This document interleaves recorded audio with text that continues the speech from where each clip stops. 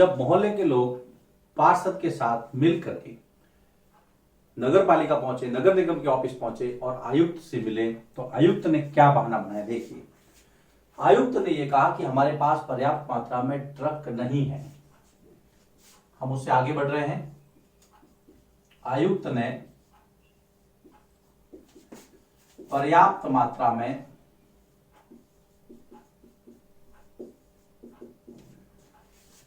सफाई हेतु ट्रक नहीं होने का बहाना बनाया। नहीं होने का, उन्होंने कहा हमारे पास ट्रक नहीं है। तो गंगाबाई ने तुरंत कहा, गंगाबाई स्ट्रांग लेडी, सबकी लीडर, आपके मोहल्ले में भी एक आधी ऐसी महिला मिल जाएगी जो लीडरशिप करती हो। गंगाबाई ने कहा आपके पास जो अमीर मोहल्ले हैं, जहां पे अमीर लोग रहते हैं, जहां पे अधिकारी रहते हैं, वहां के लिए ट्रक है, लेकिन हमारे लिए ट्रक नहीं है। उन्होंने कहा ऐसे बहाने नहीं चलेंगे। अगर 2 दिन में मोहल्ले की सफाई नहीं हुई तो नगर निगम के सामने हम धरने पर बैठेंगे। चेतावनी दी गई। देखिए, गंगाबाई ने चेतावनी दी। गंगाबाई ने चेतावनी दी कि यदि 2 दिनों में मोहल्ले की सफाई नहीं हुई, मोहल्ले की सफाई नहीं हुई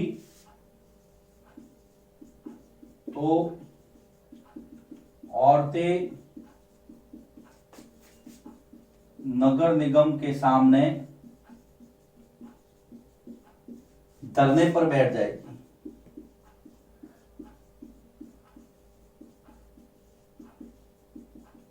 ये उन्होंने चेतावनी दी किसको? आयुक्त को। आयुक्त के भी होश उड़ गए। अरे यार, ये तो बहुत छोटी बात थी, बहुत बड़ी हो गई, सफाई तो करवानी पड़ेगी। उसके बाद में लोगों ने समूह में नारेबाजी की, विरोध प्रदर्शन किया और तब जाकर के मोहल्ले की सफाई जो है नियमित होने लगी। लोगों ने नारेबाजी की, विरोध प्रदर्शन किया,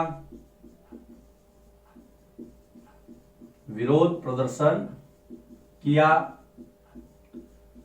तब जाकर मोहल्ले में नियमित सफाई होने लगी। तो ये देखिए, बहुत छोटा सा टॉपिक था ये, लेकिन इसके अंदर समझने लायक बहुत सारी बातें हैं कि हमारे जो जनप्रतिनिधि है, चाहे वो मेयर हो, चाहे वो पार्षद हो, चाहे वो ग्राम पंचायत के हो, कोई भी हो, उनकी हमारे प्रति जवाबदारी। जो अधिकारी है वो भी हमारे प्रति जवाबदार है। वो अपना रौब नहीं जांचते। जैसे आयुक्त ने कहा कि जाओ जाओ, हमारे पास ट्रक नहीं है, ऐसा नहीं हो सकता। क्यों? क्योंकि आपकी जवाबदारी है जनता के प्रति। आयुक्त ने क्या बहाना बनाया? ट्रक नहीं होने का। गंगाबाई ने क्या कहा कि 2 दिन के अंदर यदि सफाई नहीं हुई तो हम यहाँ पे धरने पे बैठ जाएंगे। फिर लोगों ने नारेबाजी की, विरोध प्रदर्शन किया, तब जाकर के रेगुलर जो है सफाई वहां पर होने लगी। अब हम इस चैप्टर का अंतिम टॉपिक जो है वो लेते हैं। देखो, इसमें कई बार बहुत सारे प्रश्न आ सकते हैं। गंगाबाई ने क्या किया जब सफाई नहीं हो रही? तो यदि आप गंगाबाई की जगह होते तो क्या करते? बहुत सारे प्रश्न इसमें से पूछे जा सकते हैं। बस आपको कंसेप्ट क्लियर होना चाहिए। हाँ, मुझे ये पता है। सूरत शहर और प्लेग रोग, अगला टॉपिक। सूरत गुजरात का एक शहर है, डिस्ट्रिक्ट हेडक्वार्टर भी है सूरत शहर, तथा सूरत में प्लेग फैला था उस समय को लेकर के ये टॉपिक दिया गया है। 1994 में सूरत शहर में प्लेग फैला। कई बार प्रश्न आता है सूरत में प्लेग कब फैला? 1994 में सूरत गुजरात में प्लेग फैला और प्लेग की असली वजह थी गंदगी। जहां पे गंदगी होती है वहां चूहे बहुत ज्यादा होते हैं। कहते हैं चूहों से ये फैलता है, हवा के जरिए भी फैलता है।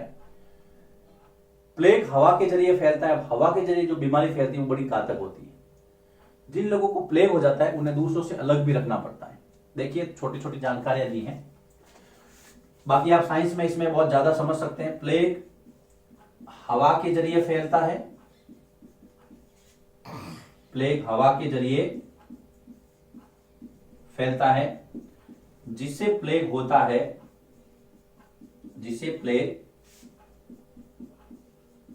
हो जाता है, उन्हें दूसरों से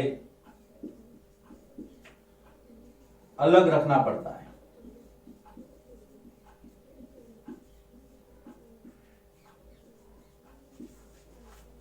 बहुत गंभीर बीमारी, बहुत जाने जाती है। तो उस समय प्लेग के कारण 3 लाख लोगों को शहर छोड़ना पड़ा था सूरत में, और बहुत से जो लोग थे वो मर गए थे, उनकी जान चली गई थी प्लेग के कारण। यहां पे ले रहा हूं मैं इसको, प्लेग के कारण 3 लाख लोगों को,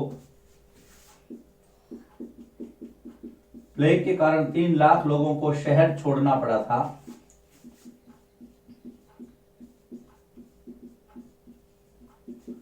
और लाखों लोग, हजारों लोगों की जानें गई थी। बहुत सारे लोगों ने अपनी जान गंवाई, बहुत लोगों ने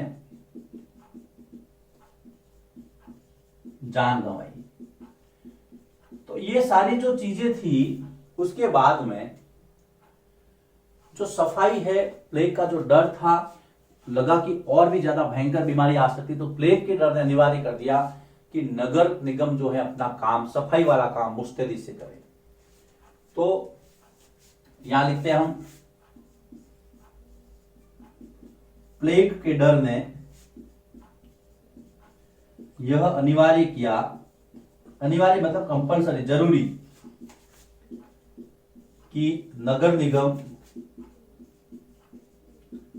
अपना काम जागरूकता और मुस्तैदी से करे, अपना काम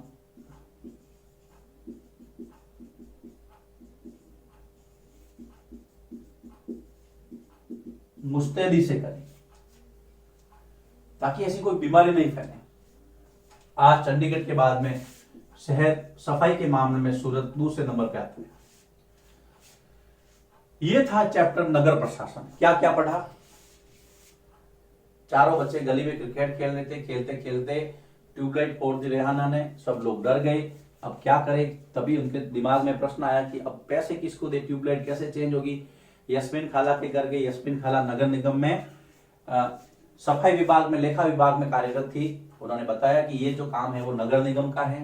नगर निगम पूरे शहर को हमने वार्डों में बांटते हैं। एक वार्ड से एक पार्षद चुना जाता है, वो लोग मिलकर के मेयर को चुनते हैं। एक आयुक्त होता है जो सरकारी कामकाज पूरा देखता है, उसके हेल्प के लिए बहुत सारे कर्मचारी और अधिकारी होते हैं। फिर गंगाबाई वाला प्रकरण था, शहर की सफाई एक एग्जाम्पल दिया था। फिर प्लेग, प्लेग कब फैला सूरत में? 1994 में सूरत में प्लेग फैला। मुख्य कारण है इसका गंदगी, और उसके बाद में चूहे। याद रखना, प्लेग के कारण 3 लाख लोग शहर छोड़े, हजारों लोगों ने अपनी जान गंवाई थी। इस प्रकार से नगर निगम की कार्यप्रणाली पर जब सवाल उठे तो उसके बाद में बहुत जागरूकता बढ़ी। आज सूरत सफाई के मामले में दूसरे शहरों के लिए रोल मॉडल है, एक अच्छा उदाहरण है। यहां पर यह चैप्टर समाप्त होता है। अब